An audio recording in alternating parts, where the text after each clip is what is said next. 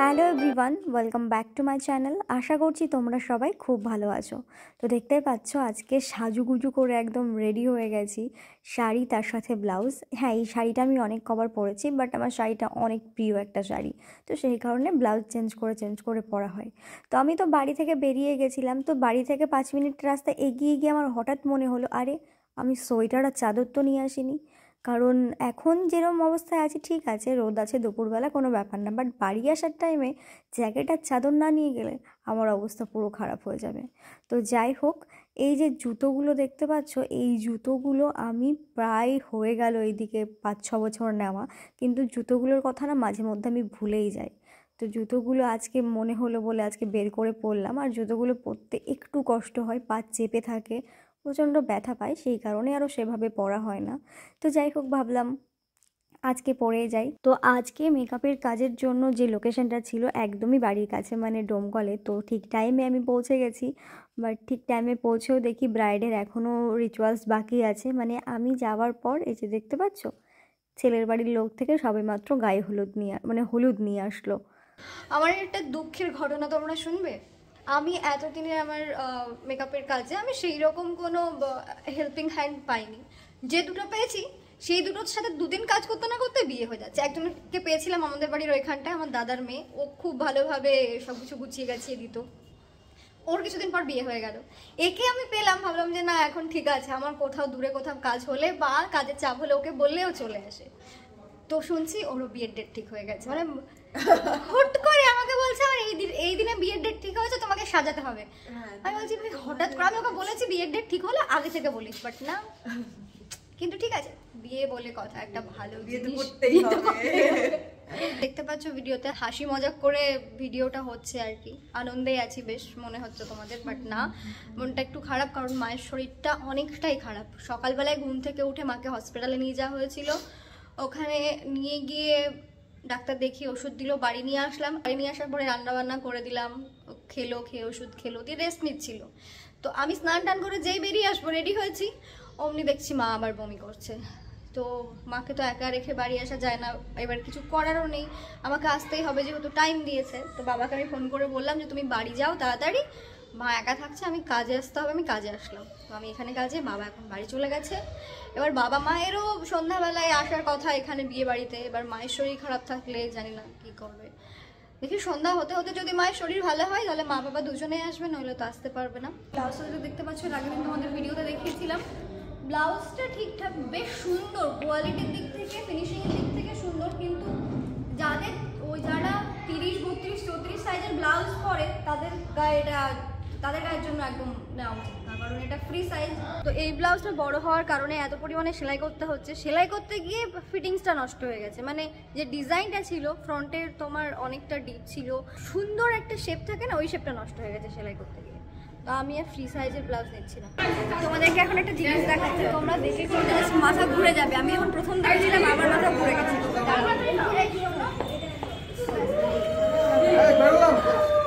না বসুন না, একটু বসুন।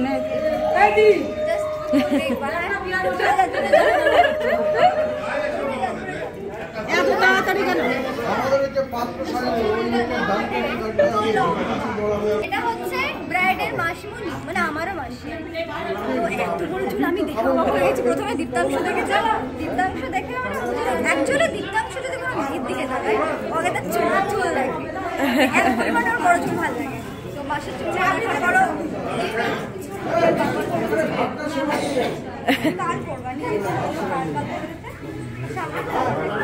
তো এই যে ফাইনালি ব্রাইডকে আমি হাতে পেয়েছি 3টে নাগাদ। অ্যাকচুয়ালি আমি খুব চাপে ছিলাম, মানে ওর লগ্ন হচ্ছে 6টার লগ্নে, সন্ধ্যের লগ্নে বিয়ে। তো সেই কারণে ভাবছিলাম যে তাড়াতাড়ি না বসলে আমি ওকে তাড়াতাড়ি সাজাতেই পারবো না। এই অবস্থায় যদি ওকে কেউ দেখে তাহলে তার মেকআপের উপর থেকে ভরসা উঠে যাবে। হ্যাঁ, সেটা কিন্তু ঠিক। কাউকে কেন দেখাও না, তখন আমাকে বললো ঠিক আছে তুমি এই পর্যন্ত যা করেছো চলে যাও, করতে হবে না, তুমি চলে যাও, আমরা দেখছি যদি অন্য কাউকে পাই। হ্যাঁ, ঠাকুরমা সে বলছে আমি তো জানি তুই আমাকে মনে মনে গাল দিবি। না ঠিক আছে, আর আজকে ব্রাইডের খোপাটা দেখো, পুরো খোপাটা ব্যাঙ্গালোর গোলাপ আর জিপসি দিয়ে আমি কভার করেছিলাম, দেখতে ভীষণ সুন্দর লাগছিল। আর ব্যাঙ্গালোর গোলাপগুলো খুব সুন্দর লাগে। আর আমার হাতে যে জিপসিগুলো দেখছো এগুলো হচ্ছে ব্যাঙ্গালোর জিপসি, ওগুলো ভীষণ সুন্দর। দেখো খোপাটা কি সুন্দর লাগছে না?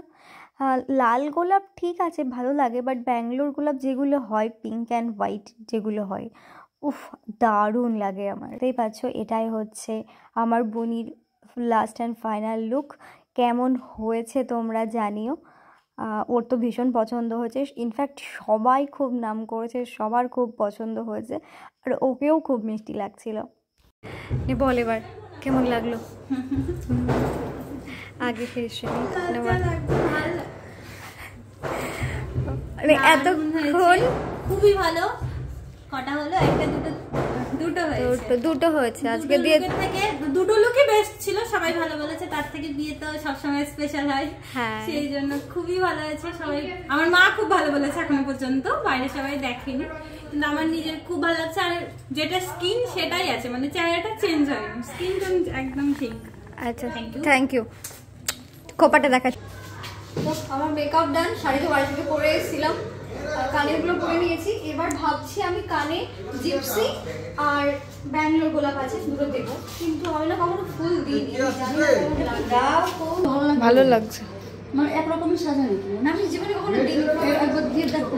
দাওনি তো কি হয়েছে, দিয়ে দেখো। ঠিক আছে ভালো লাগছে তো। যখন আমরা বিয়ে বাড়ি ঢুকি তখন বিয়ে বাড়ি পুরো ফাঁকা, কেউ ছিল না। আর এখন বাইরে গিয়ে দেখবো মানুষ সেই গিজগিজ করছে। এই যে আমার মা একটু সুস্থ হয়েছে, দেন আসলো।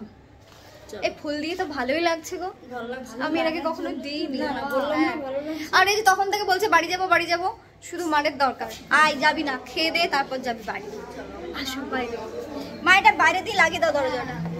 তো চলো ব্রাইডের বসার জায়গাটা তোমাদের একবার দেখিয়ে দিই। যেখানেও বসেছে সেখানেও খুব সুন্দর করে সাজিয়েছে, কিন্তু ওইখানে এত ভিড় আমি যেতেই পারলাম না। সবাই এক এক করে আসতে আর ছবি তুলছে, তাই আমি ভাবলাম যে সবার তোলা হোক, পরে আমি তুলবো।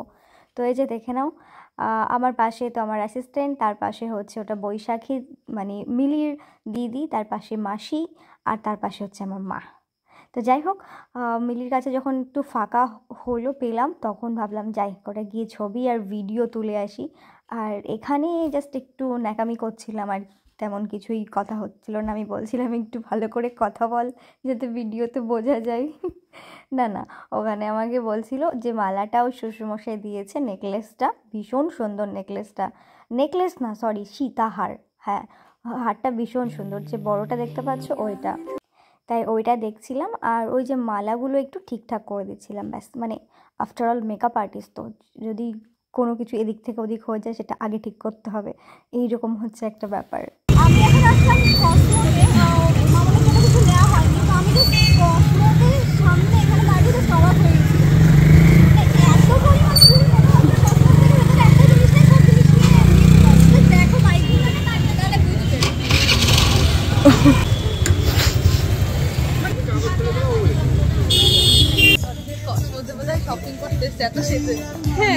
প্রত্যেকটা জিনিসের উপর 50% অফ, তাই এত পরিমাণে ভিড়। ব্রাইডের জন্য গিফট কিনতে গিয়ে আমি গিফট না কিনেই বাড়ি চলে আসলাম, কারণ আমার সাথে যে গেছিল অনুপ, ও বাড়ি চলে গেল। এবার ও বাড়ি যেহেতু চলে গেল, এবার আমাকে একা একা ঘুরে ঘুরে গিফট কিনতে হবে। তো ওই ব্যাপারটা আমার আজকে বিশেষ করে হচ্ছে না, কারণ এত সেজে গুজে আছি, লজ্জা লাগছে, আর বাইরে এত মানুষজন সবাই তাকাচ্ছে। তো সেই কারণে ভাবলাম যে ঠিক আছে, ব্রাইডের গিফট ডিউ থাকলো, পরে আমি দিয়ে দেবো। তো এইদিকে বাজার থেকে ঘুরে আসতে আসতে দেখি এদিকে বিয়ে বসে গেছে। তো ভাবলাম এখানে কিছুটা সময় কাটাই, তারপর না হয় খেতে যাব। ওইদিকে খাওয়া হয়নি, খুব খিদে পেয়েছে, সেই দুপুরবেলায় খেয়েছিলাম, তারপরে আর সময় হয়নি। তার মধ্যেই দেখি ওইদিকে কাকিমা মানে মিলির মা ওইদিকে আমার মায়ের ঘাড়ে মাথা দিয়ে কাঁদছে। মানে এই সিচুয়েশানটা সত্যি মানে কিছু বলার নেই। তো তোমাদেরকে তো একটা কথা বলাই হয়নি, এত কথা বলেছি। কথাটা হলো, মিলির অবশ্য বাবা নেই, মানে কাকু মারা গেছেন অনেক বছরই হলো। তো সব দায়িত্ব ওর দাদার আর ওর মায়ের। তো নিজে হাতে এত কিছু করছে, আর এত ভালো একটা সময়ে মানে তার পাশের মানুষ, কাছের মানুষটা কাছে নেই, এটা অনেক কষ্টের ব্যাপার। তো যাই হোক, ফাইনালি বিয়ে কমপ্লিট। আমরা তো মাঝখানে খেতে গেছিলাম, খাওয়া দাওয়া করে এসে দেখি দিকে বিয়ে হয়ে গেছে। যেহেতু গোধূলি লগ্নে বিয়ে, 10টা বাজতে বাজতে বিয়ে কমপ্লিট, মানে 9টা বাজতে বাজতে আর কি। তো আমি যাওয়ার সাথে সাথে দেখি বর আর বউ ওই জায়গা থেকে উঠে আসছে। আমি বলছি বসো বসো বসো, আমি একটা ছবি তুলে নিই এই অবস্থায়, নাহলে আমার একটাও ছবি তোলা হয়নি। তো যাই হোক, বর বউ উঠে গেল। আর এই যে এটা হচ্ছে মিলির বৌদি, মানে ব্রাইডের বৌদি। ও ভাবছিল আমি ছবি তুলছি, তাই ওরকম করে পোজ দিয়ে দাঁড়িয়েছিল। The next day. আমাদের বাসি ব্রাইডকে দেখবে, কালকে যেরকম করে সাজিয়ে দিয়ে গেছিলাম ওইরকমই আছে। গালের মেকআপ গুলো তুলে দিয়েছে, বালিশের সাথে এরকম করে ঘষছিলাম, তাই ও জন্য কালো কালো হয়ে তোলেনি। গেছে। হ্যাঁ হ্যাঁ হ্যাঁ, বাট এই সিঁদুরটার জন্য বেশি ভালো লাগছে তোকে। সিঁদুর পরলে সব মানুষের, মানে সব মেয়েদের মুখটাই চেঞ্জ হয়ে যায়, বেশি সুন্দর লাগে দেখতে। হ্যাঁ বড় বড় লাগে। হ্যাঁ হ্যাঁ হ্যাঁ, সব মেয়েকে সুন্দর লাগে। তো এখন ওর এরমিল থাকবে, আমি জাস্ট বিদায় হবে 4টের আগে। ওদের আমার নিয়ম আছে, ওর শাশুড়ি সূর্য ডোবার আগে ওর মুখ দেখবে, তো সেই কারণে এখন মানে 4টার দিকে বেরোবে। হ্যাঁ, সে কারণে যায়নি। কালকে রাত্রে বিয়ে হয়েছে, গলার আওয়াজও শুনবে তখন, গলার আওয়াজও শুনবে না, ও কথা ফোনেও কথা বলবে না। কত কি নিয়ম। তো দুটো বাচ্চা এখন বসবো মেকআপ করতে, বিদায়ের মেকআপ হবে এখন। কাল মনে আছে কেমন বলেছিলাম লুকটা কেমন? হ্যাঁ, আমাকে বলছে বিদায়ের মেকআপ একটু কান্না কান্না ভাবে করে দেবে, মানে মেকআপেরও তো ভাগ আছে তাই না, ওই যে ব্রাইডাল রিসেপশন, মানে একটু সে তো এমনি বেরিয়ে যাবে, চোখ দিয়ে ওটা আর দরকার হবে না। কালকে কেঁদেছিস তো অনেক, মায়ের আমি কান্না দেখিনি। তোর মা তো এদিকে কাজ ছিল, অনেক কাজ ছিল। আমি চলে গেলাম, টাটা। হ্যাঁ, শ্বশুর বাড়ি যাওয়ার জন্য ওর ছটফট করছে। হ্যাঁ, তুমি এসছো আমার সাথে গল্প করেছো। কোথায় গেল গো? আমি কি পকেটে নিয়ে ঘুরে বেড়াই নাকি? আমি ওকে তো খুঁজতে খুঁজতে এলাম। এটা মেসে বিশালের মা। বাবা বলো, 4টার সময় কিন্তু ওকে রেডি হ্যাঁ তো তোমার মেয়ে বসে আছে এখানে। ও ওই এইটা ও করছিল। চলো। হ্যাঁ হ্যাঁ, এই নাকে পড়েছে, দেখো ওইদিকে, দেখো ঠিক আছে, আরেকটু আরেকটু ফেলতে হবে। আরেকটু ছিল। ওকে, এই এইরকমই ছিল, মানে বর যেরকম করেছে আমাকেও সেরকমই করতে হবে। তো এটা হলো বিদায়ের লুক, কেমন হয়েছে তোমরা জানিও। আর বিদায়ের সময় কলকাটা ডট কলকা করেছি, কালকে অন্যরকম কলকা করেছিলাম, তোমরা দেখেছো। তো দেখো ওকে কি সুন্দর লাগছে দেখতে। দিদা কই বসে গেছে দিদা। আর এই যে শোনো শোনো শোনো, ওয়েট, তোমাদেরকে এতদিন বলেছি না আমার বন্ধু বন্ধু বন্ধু, তোমাদের তো দেখানোই হয়নি। তো এই যে এই হচ্ছে সে আমার মিন্টু বন্ধু, আর তার পাশে হচ্ছে বন্ধুর বউ। আর বন্ধুর কিন্তু একটা ছোট্ট মিষ্টি পরিও আছে। তো ওকে তোমাদের দেখানো হয়েছিল না, অ্যাকচুয়ালি ও ক্যামেরার সামনে আসতেই চায় না সেইভাবে।